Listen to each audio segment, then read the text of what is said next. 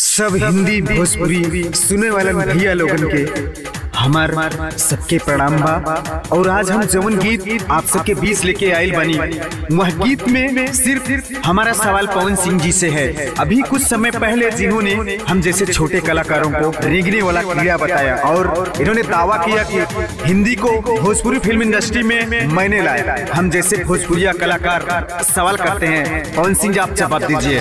पवन सिंह जी कान खोल के सुनीला मोर तकरीर, पवन सिंह जी कान खोल के सुनीला मोर तकरीर। हिंदी नहीं, हिंदी नहीं, हिंदी नहीं, बाप के तोहरे जागी नहीं तू भोजपुरी भाषा के पीर। हिंदी नहीं, बाप के तोहरे जागी नहीं तू भोजपुरी भाषा के पीर। भोजपुरिया भाषा के भी नहीं बनाया तू तस्वीर, भोजपुरिया भाषा के भी नहीं बनाया तू तस्वीर। हिंदी नहीं, हिंदी नहीं, हिंदी नहीं, बाप के तोहरे जागी नहीं तू भोजपुरी भाषा के पीर। हिंदी नहीं, बाप के तोहरे जागी नहीं तू भोजपुरी भाषा के पीर।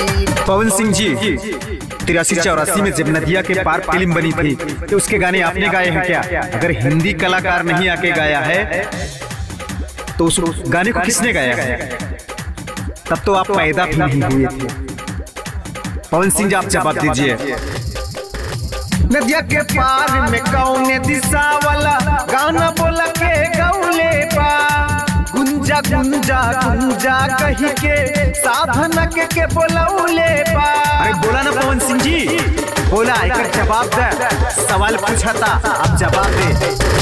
नदिया के पार में कौने दिशा वाला गाना बोला के गौले बा, गुंजा गुंजा गुंजा कही के साधना के बोलौले बा।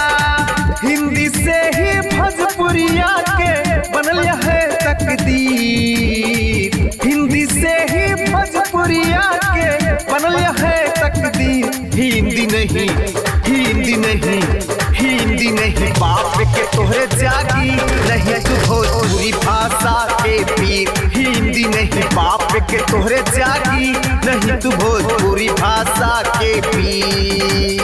भरत शर्मा जी, मदन राय जी, मुन्ना सिंह भैया और मनोज भैया, बालेश्वर दादा, बेचन राम, इनसे पहले के आप इंडस्ट्री में हुआ जितने भी कलाकार हुए हैं भोजपुरी में आपसे पहले, क्या आप उनके दादा परदादा लगते हैं क्या?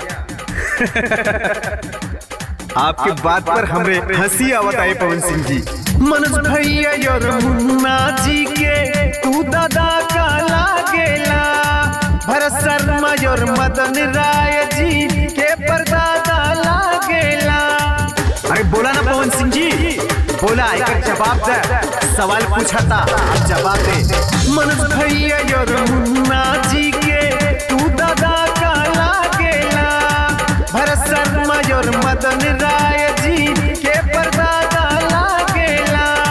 भोजपुरिया के गंदा कैले तोहरे जैसन वीर, भोजपुरिया के गंदा कैले तोहरे जैसन वीर। हिंदी नहीं, हिंदी नहीं, हिंदी नहीं, बाप के तोहरे जागी नहीं तू भोजपुरी भाषा के पीर। हिंदी नहीं, बाप के तोहरे जागी नहीं तू भोजपुरी भाषा के पीर।